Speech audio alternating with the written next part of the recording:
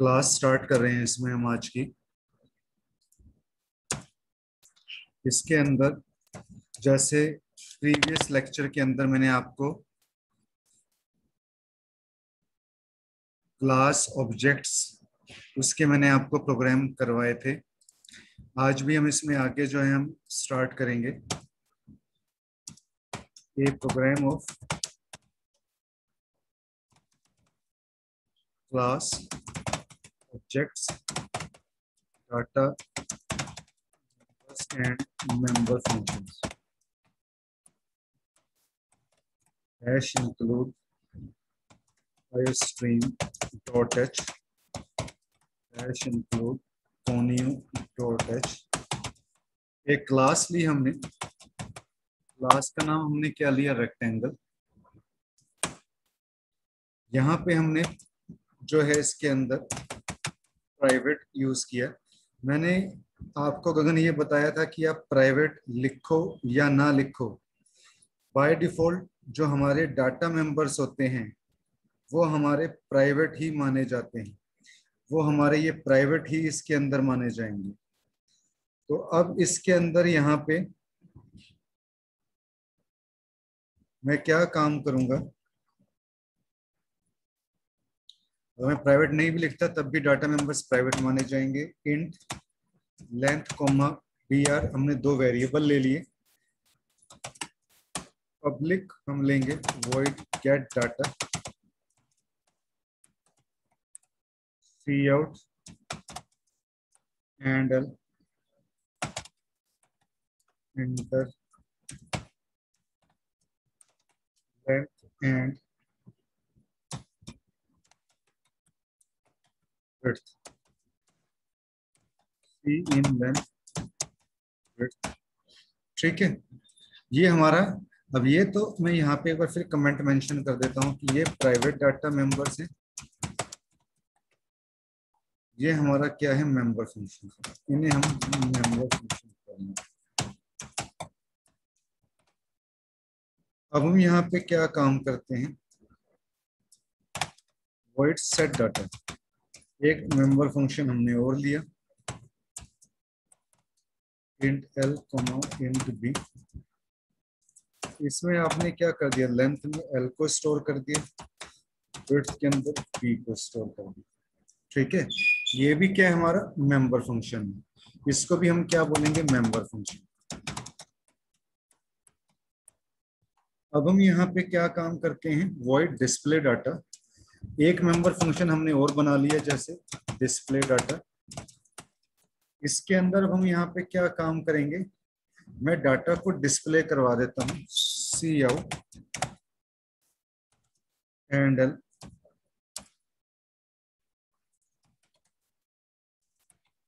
length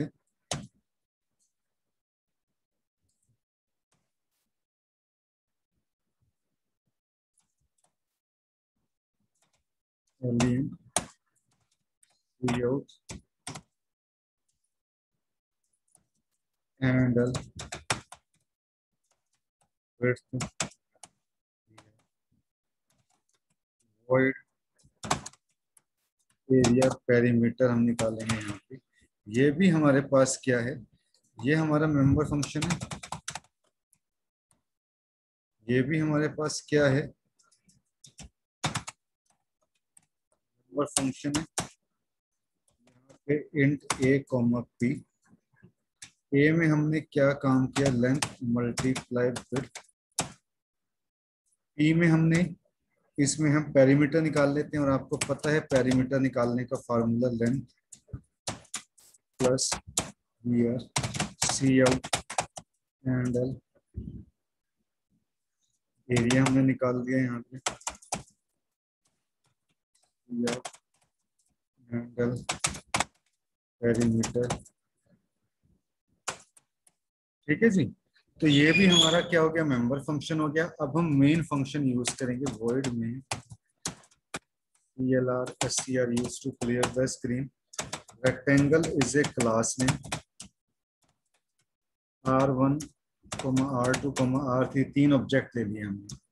तो ये objects हो जाएंगे आपके पास of rectangle class. R1 dot set data, यहाँ पे 10, 20, ठीक है। अब ऐसे ही, अब यहाँ पे देखो हमने 10 और 20 लिया, ये 10 और 20 क्या है, ये 10 और 20 आपका जो ऊपर मैंने यहाँ पे ये L और लेंथ में L को सेट किया था, बिट में B को सेट किया था, ये L और B की आपके पास यहाँ पे वैल्यू है। R2 डॉट, यहाँ पे इसमें R1 डॉट डिस्प्ले कराऊंगा मैं डाटा को,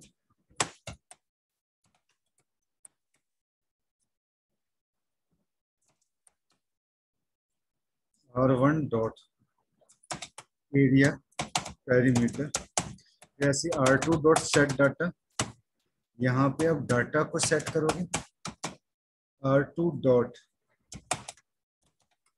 डिस्प्ले डाटा, फिर R2 डॉट एरिया पेरीमीटर निकाल लोगे। फिर अब हम चाहते हैं कि यूजर अपनी तरफ से इसके अंदर वैल्यू डाल सके, तो उसके लिए हम यहाँ पे गेट डाटा यूज करेंगे, गेट डाटा, और R3 dot display data, R3 dot area perimeter, ठीक है। अब इस प्रोग्राम को मैं सेव करता हूँ, इसका नाम direct1 के नाम से सेव कर देता हूँ, कंट्रोल F9 प्रेस करता हूँ यहाँ पे। देखो अब एक एरर शो कर रहा है, एरर क्या शो कर रहा है, declaration terminated incorrectly. Terminated incorrectly कहाँ पे, क्योंकि देखो मैंने यहाँ पे क्लास को तो बंद किया ही नहीं, तो मैं यहाँ पे क्या काम करता हूँ, मैं क्लास को बंद कर देता हूँ, कंट्रोल F9 प्रेस करूँ, तो देखो यहाँ पे मैंने लेंथ में 10 लिया था, विड्थ में 20 लिया, एरिया निकल गया, पैरामीटर निकल गया। फिर लेंथ में मैंने 5 सेट किया था, विड्थ में मैंने 8 सेट किया था, एरिया निकल गया, पैरामीटर निकल गया। फिर लेंथ हम विड्थ हम अपनी तरफ से वैल्यू इनपुट कर रहे हैं, सो यहाँ पे डाला 200, तो लेंथ 10, विड्थ 200, एरिया 20,000 निकल गया, पैरामीटर 600 आ गया, ठीक है। अब गगन जरा ये बताओ, ये प्रोग्राम पूरा समझ में आया कि नहीं आया आपको?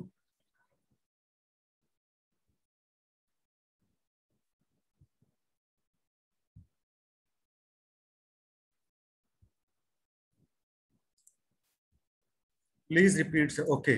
तो इसमें देखो हमने गगन क्या किया, यहाँ पे थोड़ा सा प्रोग्राम लंबा हो गया, मैं एक बार आपको फिर से समझाता हूँ।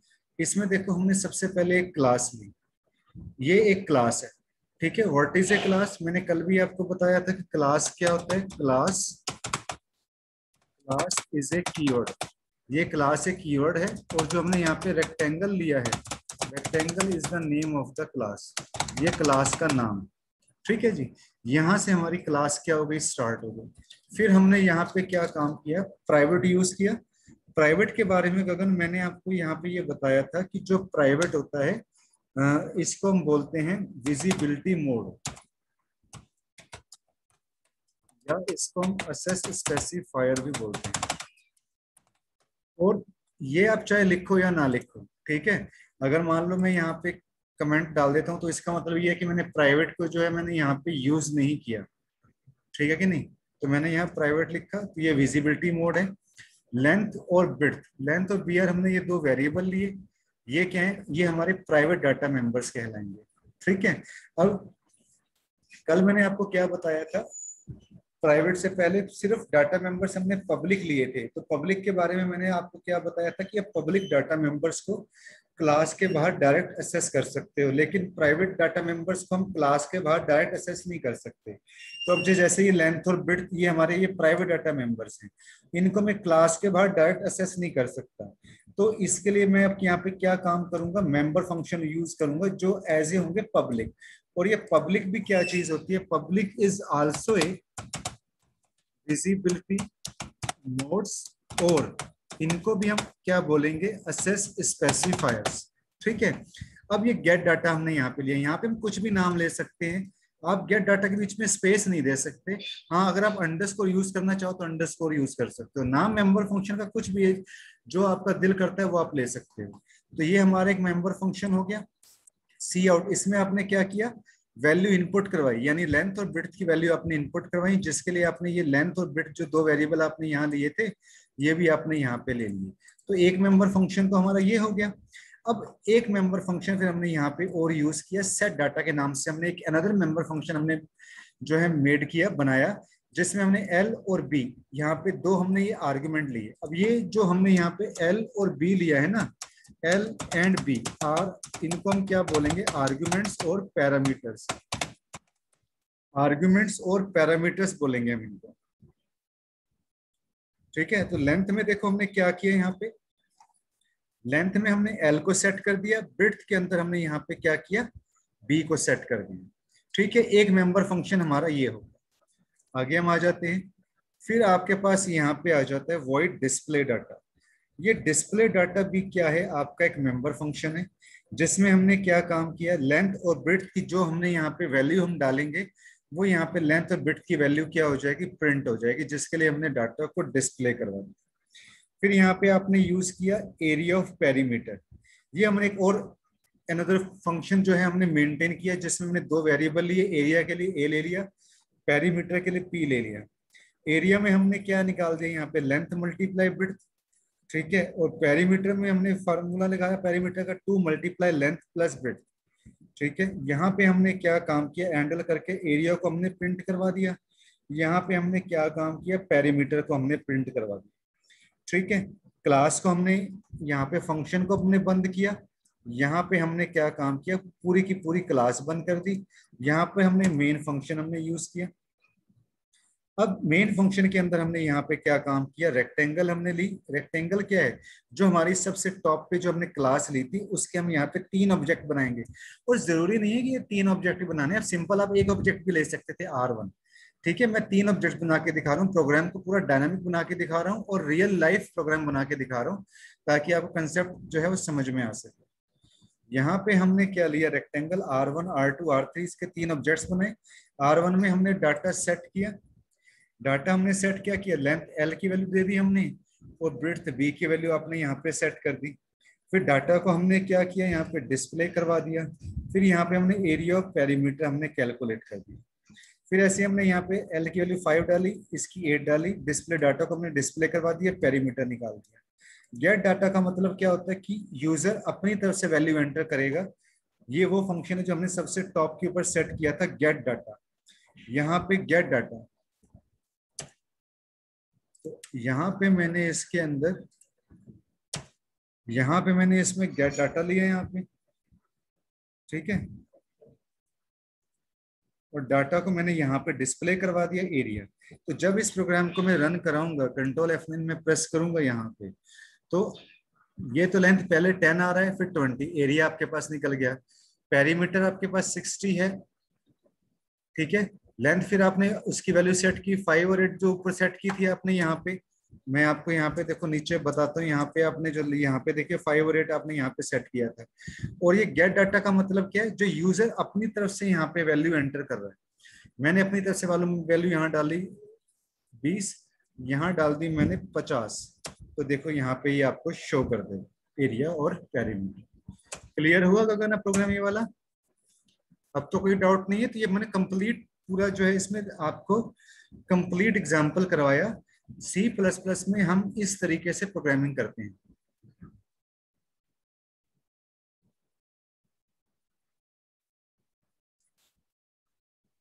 ठीक है, आया समझ में? ओके जी, ओके। अब हम फिर इसको आगे हम कंटिन्यू करेंगे, ठीक है। अब मैं आपको इसमें फिर आगे, पहले तो एक सिंपल सा मैं आपको प्रोग्राम करवाता हूं।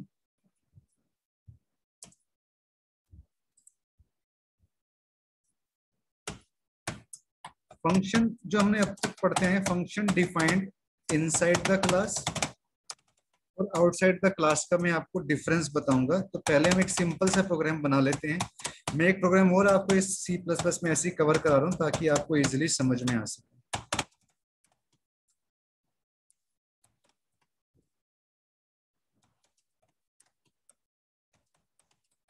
एक क्लास लिया, अपने क्लास का नाम क्या लिया, पर्सन। प्राइवेट लिखो या ना लिखो, अब मैं नहीं लिख रहा प्राइवेट, तो बाय डिफॉल्ट जो आपके ये डाटा मेंबर्स क्या होंगे, ये प्राइवेट होंगे। मैं जो नेम और मैं यहाँ पे एज यूज कर रहा हूँ, these are private data members. Public के अंदर मैं मेंबर फंक्शन को यूज करूंगा, जैसे गेट डाटा। सी आउट मैंने यहाँ पे लिखा, enter the name of the person. C in यहाँ पे लिखा नेम, सी आउट लिखा यहाँ पे, enter the age of the person, C in as.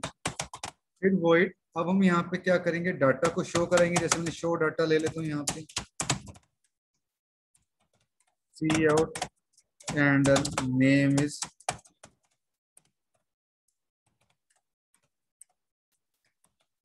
As is, ठीक है। मैं यहाँ पे क्लास को बंद कर देता हूँ। मेन फंक्शन हमने यहाँ पे ओपन किया, CLRC clear the screen. Class का नाम क्या है, पर्सन। पी ऑब्जेक्ट है, पी डॉट गेट डाटा को हमने कॉल किया, पी डॉट शो डाटा को हमने कॉल किया। तो ये प्रोग्राम बिल्कुल सेम वैसे ही है जैसे मैंने अभी आपको बताया, बट इसमें मैंने इस बार प्राइवेट नहीं लिखा मैंने।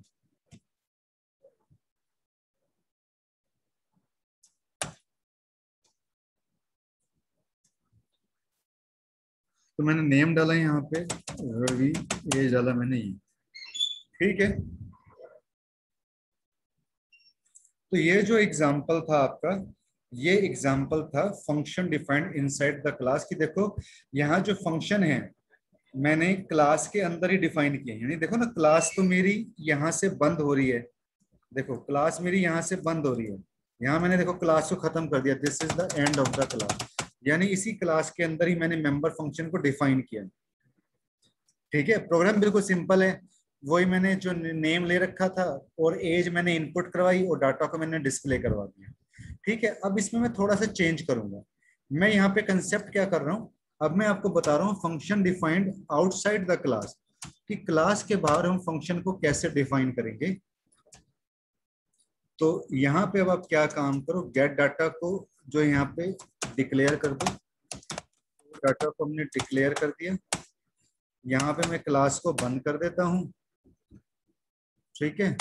यहाँ पे आपने गेट डाटा लिख दिया। तो अब जब मैंने ऊपर ही क्लास बंद करी तो मुझे यहाँ क्लास बंद करने की अब जरूरत नहीं है, क्योंकि मैंने उसको तो ऊपर ही बंद कर दिया ना। तो यहाँ जरूरत नहीं है। ये मैं कंसेप्ट आपको बता रहा हूँ कि फंक्शन को हम क्लास के बाहर कैसे डिफाइन करते हैं।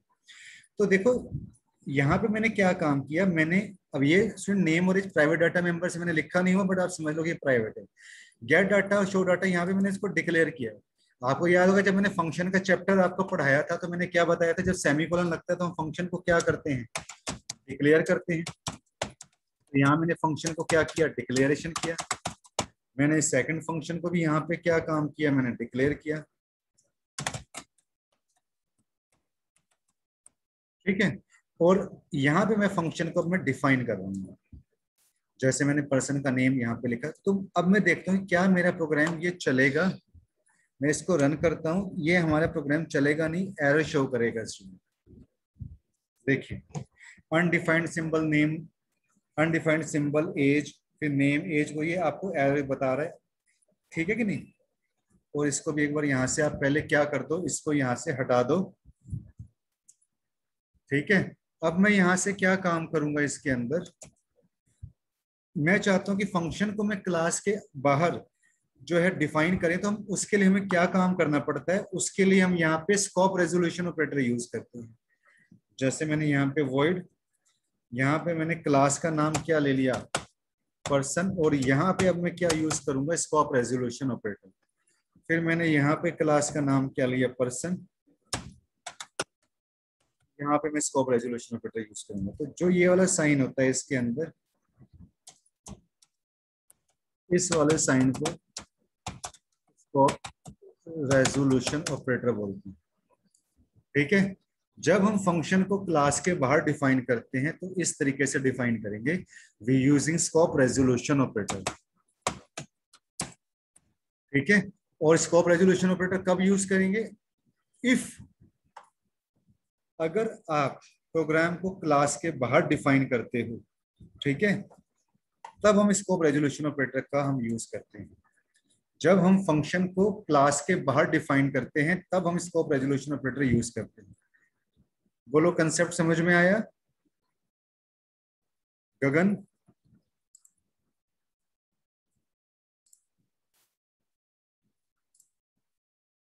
ओके, मैं एक बार बता रहा हूं आपको फिर कि जब भी हम फंक्शन को देखो ना, क्लास तो यहाँ बंद हो ही गई हमारी।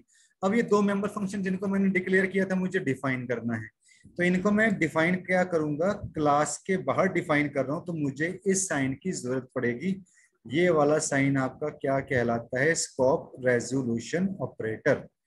इसको हम स्कोप रेजोल्यूशन ऑपरेटर बोलते हैं जब हम फंक्शन को क्लास के बाहर डिफाइन करते हैं। जितनी बार भी आपने फंक्शन लिया होगा उतनी बार हम स्कोप रेजोल्यूशन ऑपरेटर का साइन का हम क्या करेंगे, यूज करेंगे। तो एक ये भी जो है हमारे पास एग्जाम्पल था कि हम अब एक चीज मैं आपको बताना चाहता हूँ स्टूडेंट, कि जिस तरीके से हम ये सी प्लस प्लस का कंपाइलर यूज करते हैं ना, ये कंपाइलर तो आपने सीखा ही सीखा है। अब मैं आपको एक कंपाइलर इसके अलावा और भी होते हैं, जैसे देव सी का कंपाइलर होता है, Dev C plus plus, code block. ठीक है, तो उसमें से मैं आपको कोड ब्लॉक के अंदर हम प्रोग्रामिंग कैसे करते हैं, मैं आपको उसके बारे में बताता हूँ कि कोड ब्लॉक के अंदर हम किस तरीके से, मैं एक सिंपल सा प्रोग्राम बनाऊंगा अभी आज के लिए। ठीक है, कि हम कोड ब्लॉक के अंदर हम किस तरीके से हम प्रोग्रामिंग करते हैं। तो देखो, ये आपको डेस्कटॉप पे देखो, कोड ब्लॉक जब इंस्टॉल करोगे आप, तो यहाँ पे आपको इस तरीके का आइकन नजर आएगा। ये आइकन मैंने यहाँ पे इसको रखा हुआ है। जैसे मैं इसके ऊपर क्लिक करता हूँ कोड ब्लॉक के ऊपर, तो ये हमारा कोड ब्लॉक, ये भी सी प्लस प्लस के लिए यूज होता है। ये आईडीई होता है, इंटीग्रेटेड डेवलपमेंट एनवायरनमेंट। ठीक है, open source cross platform IDE. C plus plus के लिए डिफरेंट कंपाइलर्स होते हैं, कोड ब्लॉक हो गया, देव सी प्लस प्लस हो गया। इसके अलावा आपके पास क्या कहते हैं, विजुअल स्टूडियो कोड भी होता है। ठीक है ना, तो लेकिन अब ये देखो कोड ब्लॉक खुल गया आपका। ठीक है, अब इसमें अगर हमें नया प्रोग्राम बनाना है तो हम क्या करेंगे, देखो यहां से आप फाइल पे जाओगे, न्यू पे क्लिक करोगे, एम्प्टी फाइल पे जाओगे। सबसे पहले मैं एक सिंपल सा प्रोग्राम बना रहा हूं कि जिस तरीके से आप सी प्लस प्लस के अंदर यहाँ पे हैश इंक्लूड आयो स्ट्रीम डॉट एच लिखते थे। ठीक है ना, इसमें ऐसा नहीं लिखना, इसमें आपने सिर्फ ये आईओ स्ट्रीम इस तरीके से लिखना है आपने, हैश इंक्लूड आईओ स्ट्रीम।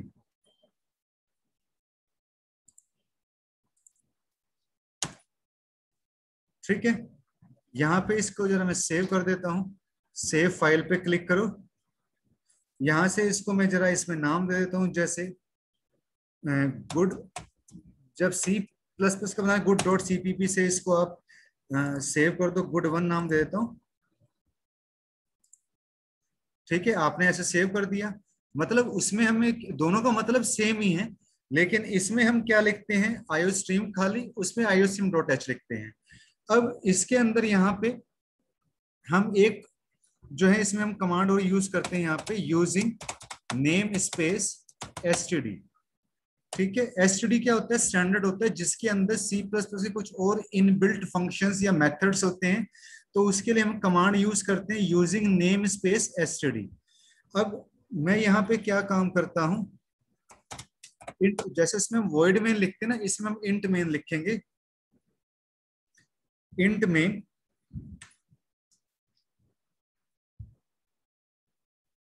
और स्टेटमेंट यहाँ प्रिंट करानी है, तो सी आउट एज इट का एड्रेस लिख दो इसके अंदर। इसमें वॉइड मेन काम नहीं करता। जैसे मैंने यहाँ पे लिख दिया good afternoon dear students,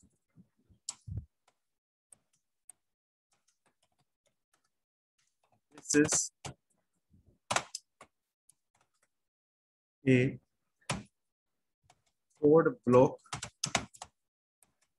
software for C plus plus.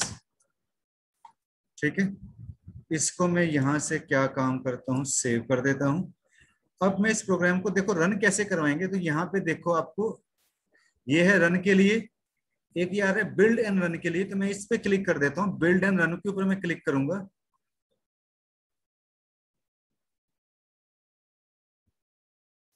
तो ये देखो हमारा सिंपली ये प्रोग्राम रन हो जाएगा।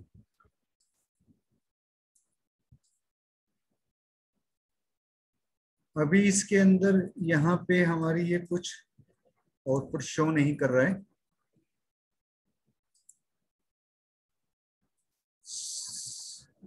ये देखो, good afternoon dear student, this is a code block software for C plus plus.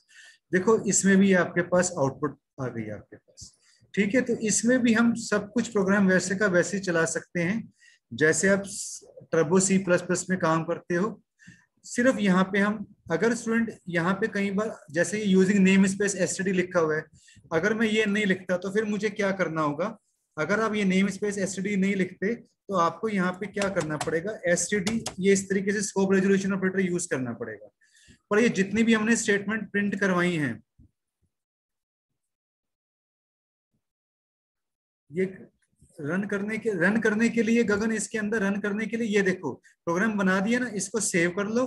और ये देखो ये रन का बटन है, ये यहां से इस पे क्लिक कर दो, ये देखो आपका ये रन हो जाएगा प्रोग्राम। या इस पे क्लिक करो, ये वाला बिल्डर रन पे क्लिक करो, देखो यहाँ पे ये लिखा मैसेज आएगा, देखो ये रन हो गया।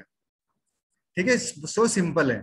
लेकिन इसमें क्या क्या, अगर मैं यूजिंग नेम स्पेस एसटीडी नहीं लिखता ना, तो मैं जितनी बार भी यहाँ पे मान लो मैं सी आउट लिखूंगा तो मुझे उतनी बार ये यूज करना पड़ेगा। जैसे मैंने यहाँ पे लिख दिया हेलो, ठीक है। और मुझे एंडल के लिए भी यहाँ पे क्या करना पड़ेगा? अगर मैं एंडल भी लगाता हूँ यहाँ पे, ठीक है, तो एंडल के लिए भी मुझे यहाँ पे क्या करना पड़ेगा? एसटीडी इस तरीके से ये डालना पड़ेगा। और आप इसको इजिली जो है, इजिली नेट से डाउनलोड कर सकते हो। इस सॉफ्टवेयर को आप नेट से डाउनलोड करके इसको रन करवा सकते हो, 64 बिट आर्किटेक्ट ऑपरेटिंग सिस्टम के लिए भी, 32 बिट के लिए भी। तो मैं अब इसको यहाँ से फाइल में जाके मैं इसको सेव कर देता हूँ।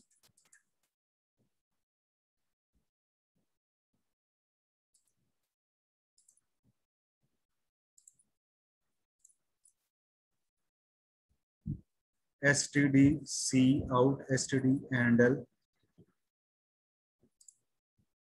ओके जी। अभी देखते हैं, थोड़ी सी प्रोसेसिंग इसकी मेरे आई थिंक स्लो है। तो मतलब अगर आप std, अगर आप यूजिंग एक बार ऊपर नहीं लिखते ना, तो आपको बार बार ये std सी आउट के साथ भी आपको डालना पड़ेगा, और जो है एंडल के साथ भी आपको std इस तरीके से ये लिखना पड़ेगा।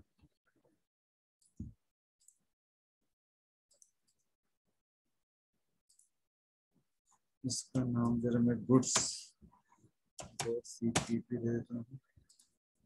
आई थिंक इसमें अभी कुछ इश्यू आ रहा है जिसकी वजह से वो रन नहीं हो रहा। ठीक है, तो इसको भी हमने जो है सॉफ्टवेयर को यूज किया है। बाकी थोड़ी बहुत अगर कोई इसमें कमी होगी तो वो हम देख लेंगे। तो आप इसको भी ट्राई करके देखना। ठीक है, वैभव आप भी, गगन आप भी, ये सॉफ्टवेयर आप इंटरनेट से इजीली डाउनलोड कर सकते हो। सी लैंग्वेज के प्रोग्राम और सी प्लस प्लस के प्रोग्राम आप इसमें कोड ब्लॉक के अंदर चला सकते हो।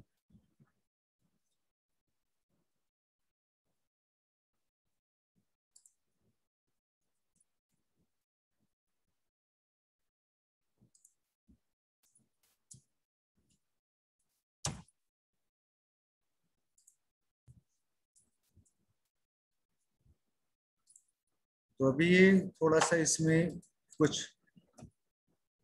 हैंग हो की प्रॉब्लम आ रही है, इसको फिर हम देख लेंगे, आप ट्राई करके देखना। तो आज की क्लास में मैं अभी इसमें इतना ही मैं आपको बताऊंगा।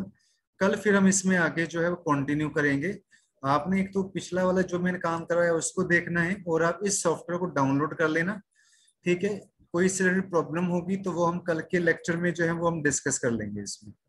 ठीक है, ओके स्टूडेंट।